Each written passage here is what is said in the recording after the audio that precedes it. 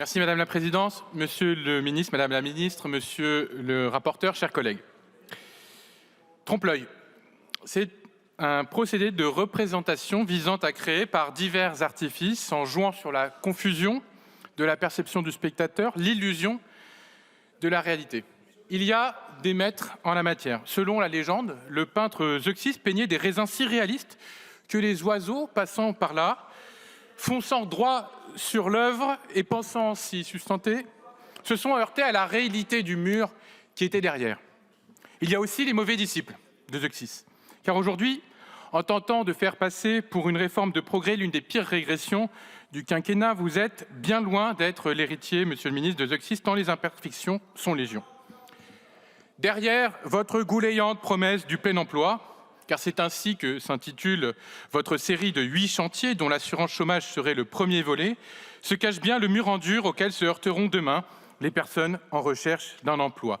Alors aujourd'hui, vous nous demandez de juger la qualité de la première d'une série de fresques murales que les spécialistes d'art pictural renommeront plus probablement « Destruction à marche forcée des acquis du droit du travail ». N'est pas Zeuxis qui veut et nous ne sommes pas dupes. Ce premier chantier, ou cette première brique, comme vous l'appeliez tout à l'heure, monsieur le rapporteur, c'est celui de l'affaiblissement des droits de ceux qui ont déjà le moins. C'est l'illusion d'un nouveau départ et surtout l'aveu d'un échec, celui de votre précédente réforme, qui a déjà impacté 1,15 million d'allocataires, dont l'allocation a été réduite de 155 € par mois en moyenne, sans pour autant... Oui, mais vous prétendez encore faire le plein emploi. Les petits salaires, les contrats hachés, les intermittents de l'emploi, les raisons du non-recours. Nous avons tenté de vous rappeler à votre bon souvenir les raisons de la mauvaise situation du marché de l'emploi, mais vous les avez sciemment ignorées. Pauline, qui travaillait dans la restauration, a vu ses droits baisser de 318 € par mois. Jean-Paul, qui était agent d'entretien dans les collectivités, a vu sa rémunération baisser de 401 € par mois.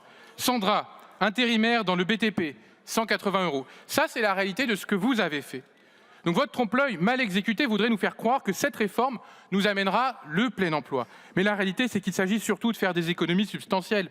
6 à 8 milliards d'euros selon la CFE-CGC sur le régime de l'UNEDIC, sans faire baisser le chômage. Derrière ce trompe-l'œil, vous ne cherchez finalement qu'à faire payer aux chômeurs le coût du mauvais fonctionnement du marché du travail plutôt qu'à les en protéger.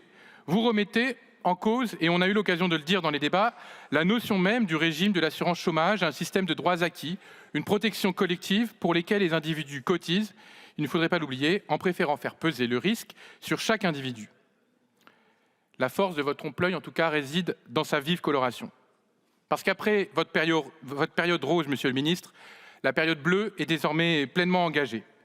C'est en tout cas ce que vous avez cherché à démontrer, à la fois dans nos débats à l'Assemblée nationale, mais c'est aussi ce qu'illustre la commission mixte paritaire qui démontre l'alliance objective de votre majorité avec les héritiers du sarkozysme que vous combattiez pourtant en 2008, et mon collègue Lucas le rappelait tout à l'heure. En excluant de l'assurance chômage les titulaires d'un CDD ou d'un contrat d'intérim, refusant un CDI à temps partiel, bien moins payé que leur ancien job, en faisant de la cause des tensions sur le marché du travail les abandons de poste. Vous avez repris les techniques picturales de la droite dure. Mais, Monsieur le Ministre, un bon artiste, pour être maître en illusion, doit d'abord s'appuyer sur une analyse exigeante du réel. Or, vous avez oublié de lire les rapports de votre propre administration quand ils existaient, et pour le reste, vous avez donc cédé aux sirènes de la droite dont les affirmations ne reposaient sur rien d'autre que des rumeurs mal fondées et en aucun cas sur des études scientifiques. Dans la Startup Nation, on ne connaît visiblement pas le harcèlement au travail, les burn-out, le refus des employeurs de conclure des ruptures conventionnelles. Vous avez tant ignoré le réel que vous nous avez contraints d'échiférer à l'aveugle. Qui peut penser sérieusement que l'on préfère rester sans emploi plutôt que de travailler, alors que les freins à l'emploi sont eux bien connus, et je vous renvoie au rapport de la DARES. Trop faible rémunération, difficulté de mobilité, de garde d'enfants, formation insuffisante, on l'a dit maintes et maintes fois. Pourtant, une autre assurance chômage était possible, un système universel par exemple, un système permettant de réaffirmer la solidarité du pays pour revenir à un emploi de qualité justement rémunéré. Ce système, c'était le système paritaire que vous détruisez brique par brique. Le tableau que vous chercheriez à présenter comme idyllique, finalement, ne masque que grossièrement la reproduction des inégalités, le renforcement de la précarisation de nos concitoyennes et nos concitoyens, votre refus de la négociation sociale et donc la fin de 64 ans de paritarisme. Les personnes privées d'emploi, elles, continueront de se heurter dans le mur que vous avez hérissé derrière le paravent de votre discours illusoire. Pour toutes ces raisons, le groupe socialiste votera contre ce texte et saisira le Conseil constitutionnel. Je vous remercie. Merci, monsieur.